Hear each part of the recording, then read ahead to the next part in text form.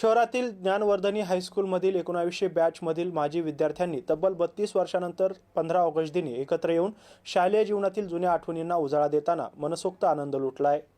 शहरातील विज्ञानवर्धिनी हायस्कूलमधील 1992 वर्षातील विद्यार्थ्यांना तब्बल 32 वर्षांनी एकत्र येण्याचा योग 15 ऑगस्ट स्वातंत्र्य दिनाच्या निमित्ताने योग जुळून आला।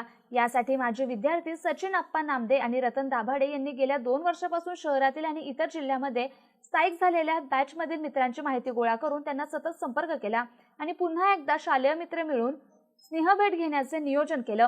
यानुसार 15 ऑगस्ट स्वातंत्र्य दिनाच्या दिवशी भेटण्याचे एकमताने निवड करण्यात आली। सिडको या नाट परिसरातील बॉटनिकल उद्यानात सर्व जुने सह मित्र एकत्र आले। तब्बल 32 वर्षांनंतर एकमेकांना बघत असल्याने कोणाच्या डोक्यावरील केस विरळ तर टक्कल पडलेले, डोळ्याला चष्मा, उतरत्या वयाच्या सुरकुत्या साफपणे दिसत असलेला आपला जुना सहकारी दिसताच त्याला त्याच्या नावाने हक्क मारण्याचा मोह काही मित्रांना आवरला नाही। त्यांनी 32 वर्षापूर्वीच्या आपल्या मित्राला सच्या, रम्या, संजा, सोमय्या, गण्या, दिन्या अशा एकेरी भाषेत आपल्या सवंगडी मित्राला हाक मारली आहे आणि एकमेकांची गळाभेट घेताना त्यांचे डोळे पाणवले होते।